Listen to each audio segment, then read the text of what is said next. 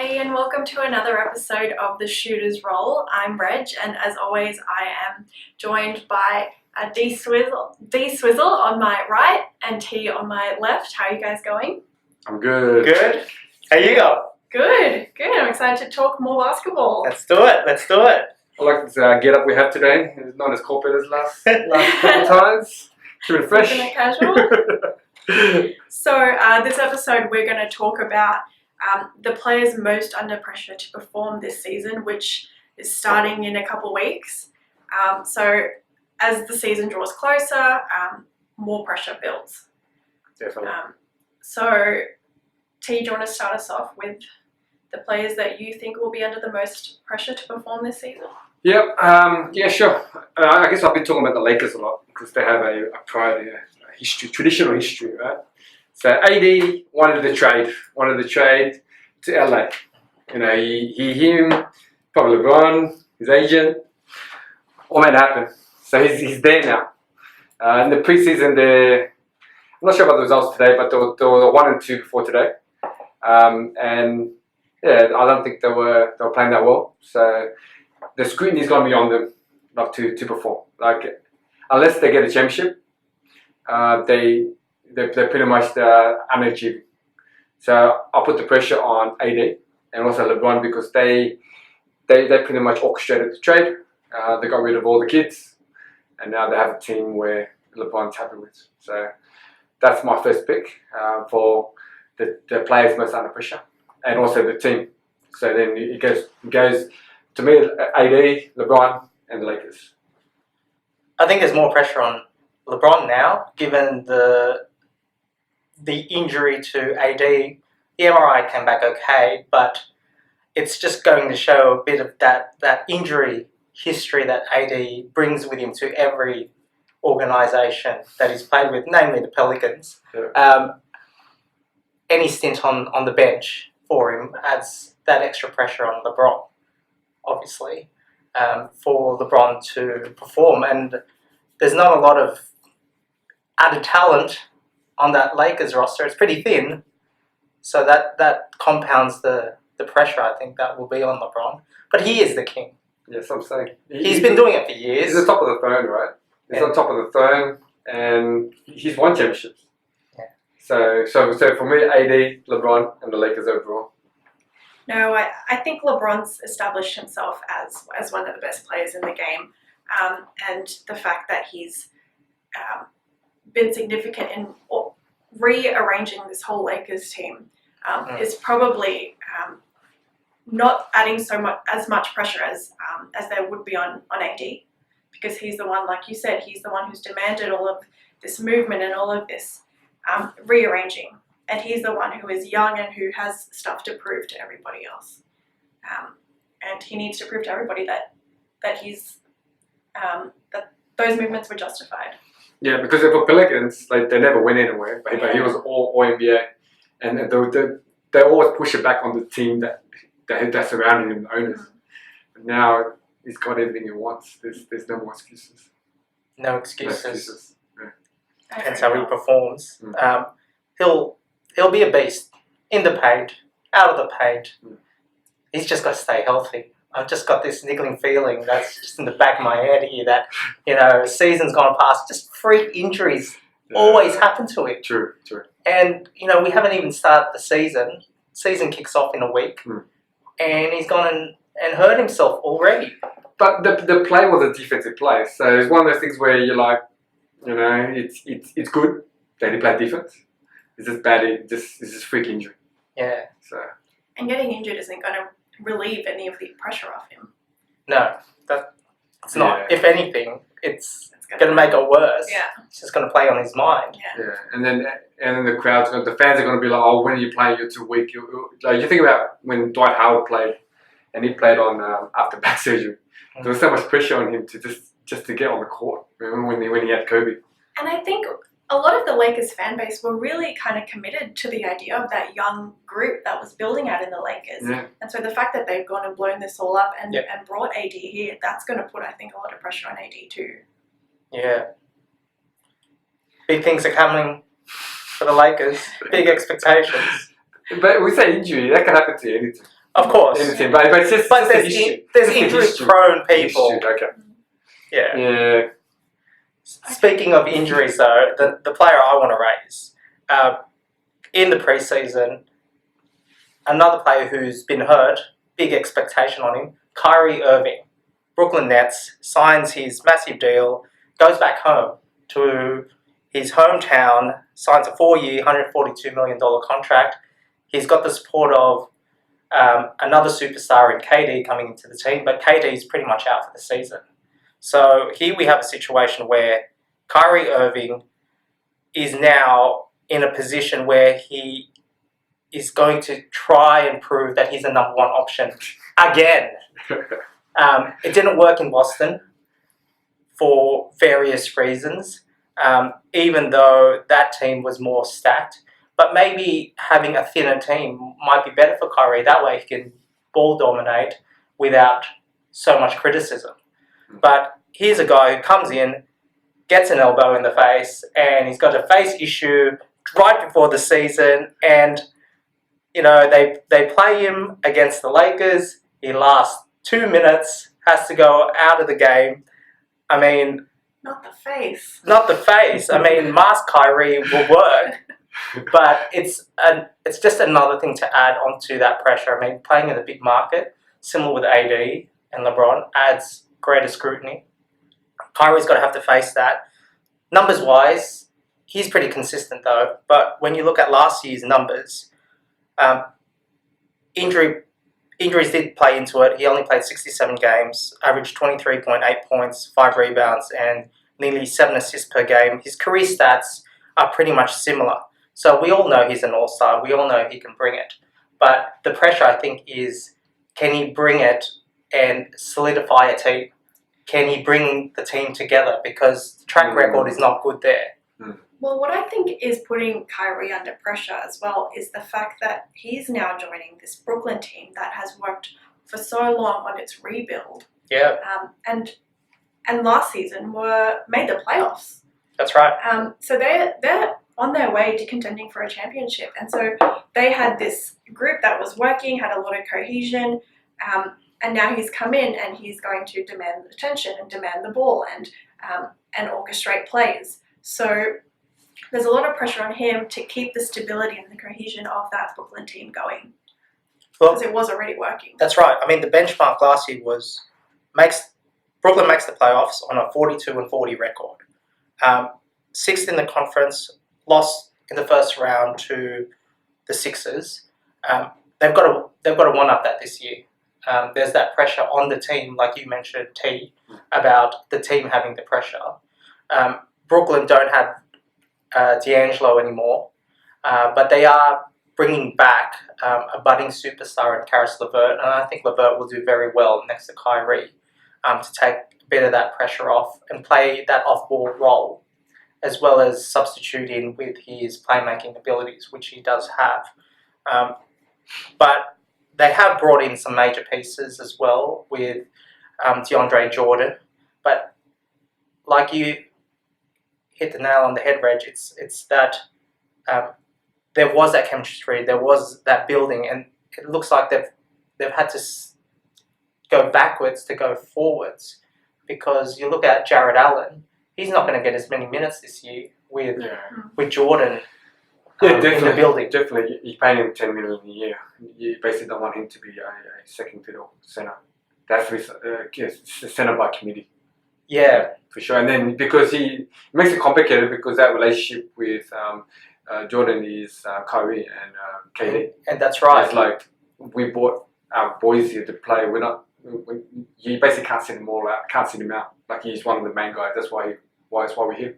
Yeah, but so, how does that affect the growth of a promising big like Allen, who, I mean, you put yourself in his shoes. He was starting center last year, getting his blocks, dominating the paint, and it's just that growth. And now to take a backseat role for the next few years now with DeAndre's contract, I'm foreshadowing that there'll be a us versus them, olds versus young guys. And I think this whole issue with Kyrie about being a locker room guy and being a locker room leader, and that question that questionability about his qualities to bring a team together, I think it's going to come to the fore in Brooklyn. So he's my first player that I think is under pressure. So just him or the team? Just Kyrie. Yeah, because you say the team is not really because they don't have KD. No, But just Kyrie. Yeah. just Kyrie. Definitely It's the questioning his the qualities.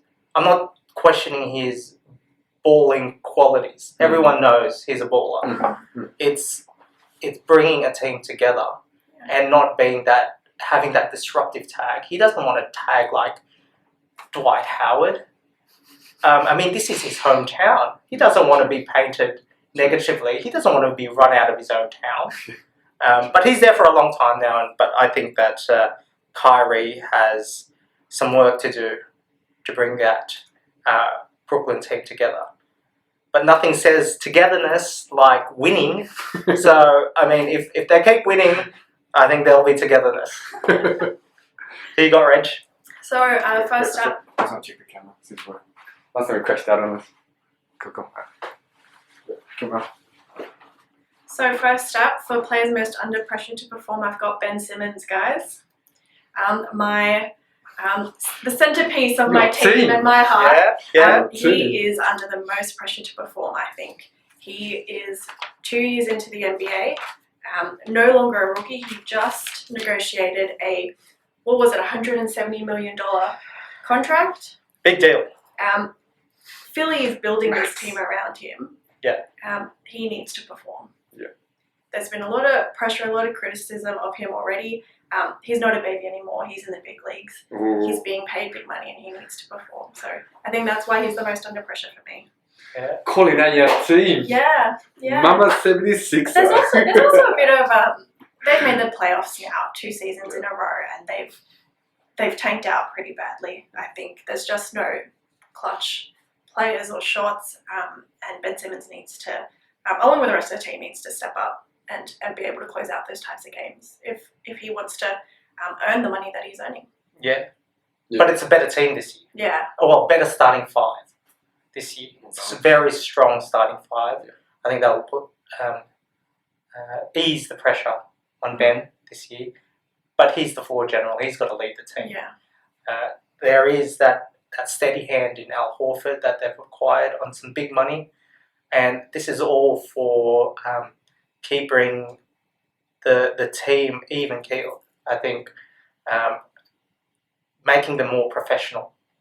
Getting the team to over the humps and right, the highs and lows they want to smooth out. Because what they want to do is be a killer team unfazed by drama.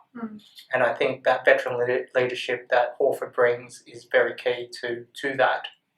And nice addition of Richardson as well. I think that each of that core starting five does bring something to the table. And it's just a matter of how they share the rock, really.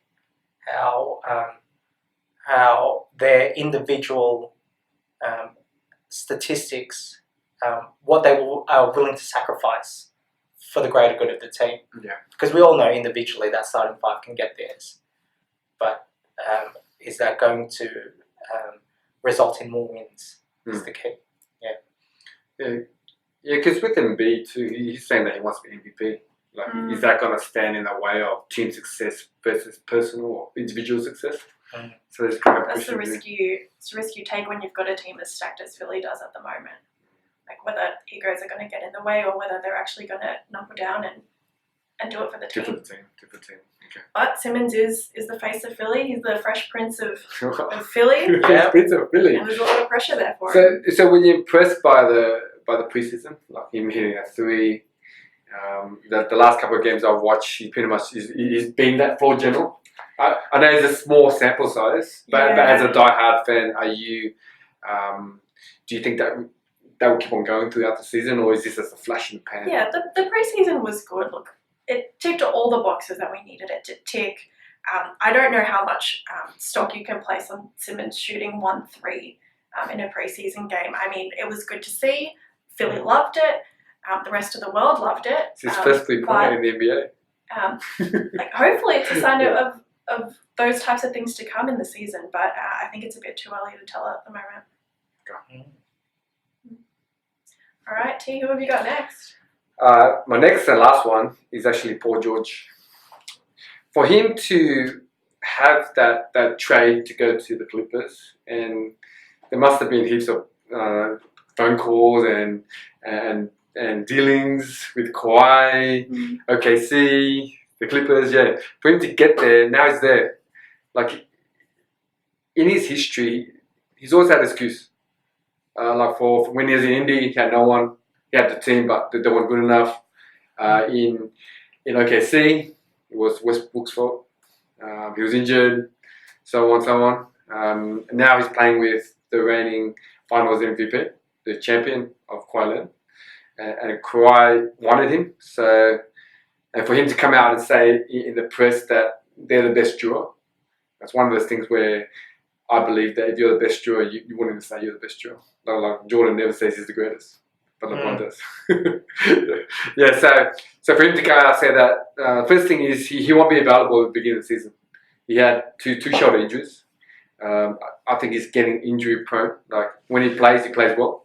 But like as Anthony Davis, he gets injured a lot. So I don't think he can say that he's the best without being on the court. One, and with Kawhi there, yes, there's no more excuses. He has to perform to his potential, and I think for the Clippers too, that they need to at least get to the conference finals for them to achieve. Yeah. Especially moving on from last season, where they took the Warriors to 6 games without 2 superstars. And with 2 superstars, they should be able to go to the conference finals. So that's my reason I think PG is under pressure. The other team in LA that's under pressure. Look, I think Kawhi might be the most under pressure to perform in that LA team. I mean, he's the one who orchestrated that whole move, and I think he's the one who's got to prove that it was worth it. But he won the championship last year. He got MVP finals. So I've always believed that if you win the championship, the next year is kind of like just half a year. If you don't make it, you won last year. But what do you think, D-Swizzle? My take is both of them don't have any pressure. And the reason why I say that is they are the so-called other LA team, number one. Number two, I like their roster. I like the depth of their roster. I think they each play a role to ease the burden on one superstar, 2 superstars. I mean, last year they had no superstars and they functioned well as a unit. Pat Bev doing his thing on defense. Shamet this year is going to ball out, especially in the beginning when George is out.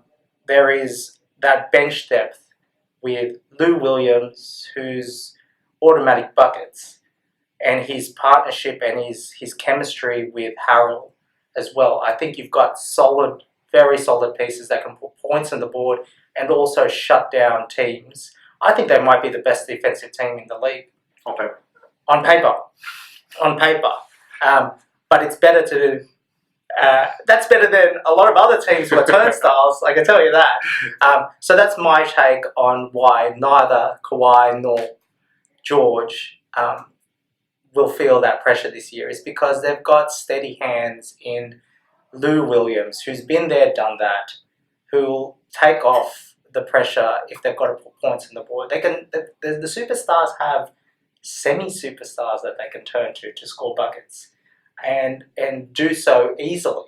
There's a lot of teams that would love to have a Lou Williams on the team, starting for them, let alone be on the bench. There's a lot of teams that would love Harrell being aggressive, being active on the boards, putting those putbacks in, and just being aggressive defensively. I think the Clippers are the team to beat in LA. And that's because of the players that are coming back from last year. They haven't, in my view, disrupted the core too much that worked so well last year.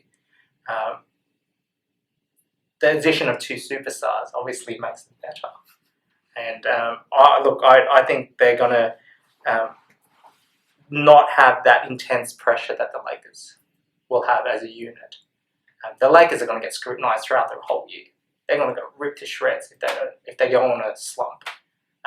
I don't think that the Clippers will necessarily have that same pressure.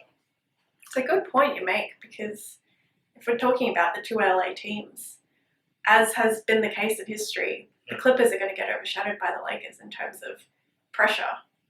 The Lakers are going to be the ones in the spotlight, I think. True. Yeah.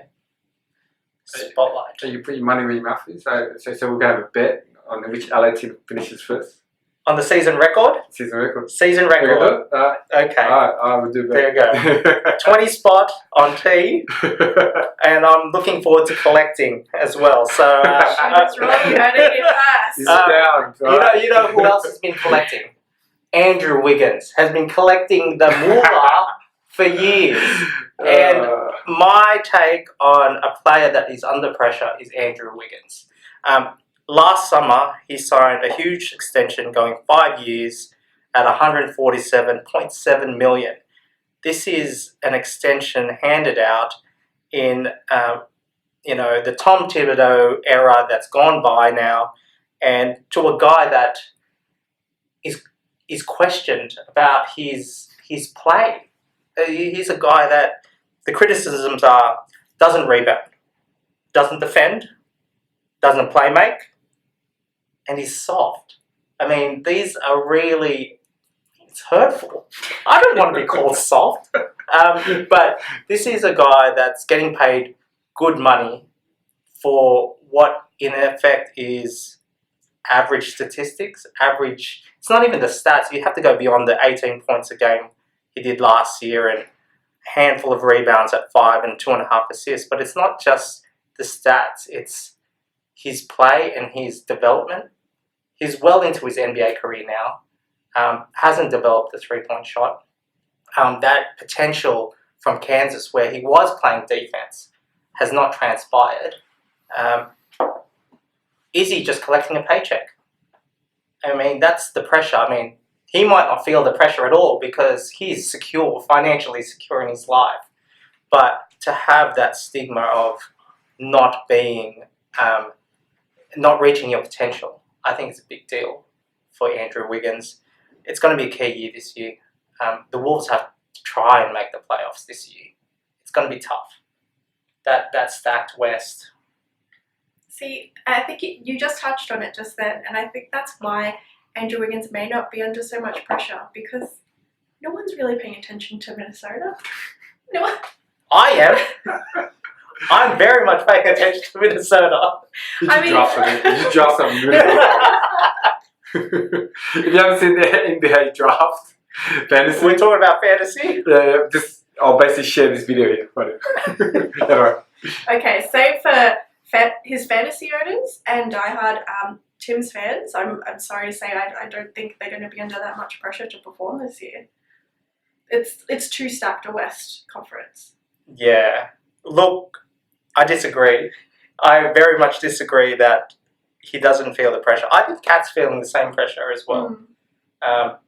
He's a guy that projects well, one of the top 10 players in the league. Yep. Can't get to the playoffs. I mean, it's the same sort of pressure AD was facing for so many years. Not being able to compete with the big boys in the pointy end of the season. I think it gets at your psyche. Yeah, especially when Jimmy left and he beat the starters with third stringers. Yeah. And he pretty much yelled at everyone on the way out, saying they're all soft. He yelled at every player and their family members on his way out. And for these guys not to respond, I guess I'll question their, especially Wiggins, their competitiveness. Like, it's one of those things where they had that payday and that's it. They're set. I'm like, don't love basketball that much. I'm going to play. I get paid. That's how it feels to me when I see Wiggins play. But as Reg said, yeah, I don't really follow the Timberwolves. I liked them when they came out. Like, Toronto must be blessed because they were trying to tank for Wiggins because he was meant to be the Canadian Jordan, you know? Like, they were tanking, but they were winning. So then they decided to go another route. They must be sitting back saying, okay, cool, dodge the bullet. But what's it going to take for them? I mean, they had Jimmy Butler in terms of like a superstar who was willing to lead the team, and it wasn't enough, obviously. So it'll be interesting to see how they respond this season. It's showing, the team has to show, it's a young team. They're still led by Teague, who's their veteran floor general. But they do all have to show some sort of growth. There's got to be some big response. Someone's got to put up their hand and say, I am the leader of this team. We saw a bit of that with Kat last year after Jimmy left town. It would have been good to see it before Jimmy left town, but I think that Kat is definitely the face of the franchise. But they've doubled down on these two players. They can't let them go. And otherwise then by way of a trade, but who's going to pick up the tab for Wiggins further 4 years? Unless he shows something. He shows that bite that dubbed him the number 1 draft pick all those years ago. So look, I hope Andrew does well, and I want him to prove me wrong. Prove me wrong, Andrew. Prove me wrong. But if he does well, do you reckon the Timberwolves would keep him? Or they'll use him because they're saying that this is a flash in the pan, that maybe let's trade him to get... They're still owing him a lot of money. Yeah. I would move that money. Yeah. But I'm not the GM. Okay, sticking to the West, I had also under pressure to perform the dynamic duo of Harden and Westbrook in Houston. I think they're under a lot of pressure to perform because these are two guys who demand attention and demand the ball, and their stats speak for themselves as individual players. As a team, I'm not sure how it's going to work, but they clearly think that they're able to win a championship working together. There's a lot of question marks and doubts over it about how they're going to gel, but they need to prove everybody wrong. They are two amazing players who are yet to win a championship with any of the teams that they've played on. So this year there's a lot of pressure on them to prove everybody wrong. Yeah, definitely I agree with you. They have lots of pressure, especially Westbrook. He couldn't win with KD. He basically couldn't win with PG. And for him to come to the Rockets are at a point where they should have won last year, with KD being out against the Warriors, and the GM coming out saying that he'll do anything to make them win the championship, and their window's closing. But the Rockets, I believe the Rockets don't get it this year. They'll probably blow up the whole team. I think. The early signs are good though. They look alright in preseason, and the two main stars, they seem to be getting along, which is all important. I think. Yeah, I'm liking the look of them so far. Yeah. There's not too much clashing. They seem kind of mellow about it, and just willing to see where the ball rolls. Yeah. But like every team, we'll see once they get into a route, and then say they slump and they start losing. With the fingers start pointing and the reporters sticking a mic in your face saying, "Hey Westbrook, you averaged a triple-double last year. Is it not working?" Constantly, that constant pressure. If he's comfortable with him and Harden and there's no issues, then he'll keep on repeating that same comment, or he'll just not answer that question. So, such as the NBA now, it's a lot to do with social media and the press. The press is playing a larger part. So. And the players are more willing to respond now, Yes, which feeds it. So I think it's a bit of give and take. Yeah. But I definitely agree. They're both under pressure. Being really high usage players, two of them the highest usage players in the NBA in the same team. Yeah. But the early signs of Westbrook actually adapting to Harden's play has been good. I like to see Harden adapt to Westbrook too. When was the last time we saw Harden on a 2-on-1 play being the receiver? Yeah. Or 3-on-1, or like him spotting up in the corner, someone driving, dishing to him to shoot. It's always Harden dishing or driving, taking a 1-on-1, 1-on-5. So hopefully they can come to something and we'll get some good basketball this year. Yeah. Alrighty. Tune back in to see who wins the bet. This has been another episode of Shooters Roll. Thank you for watching.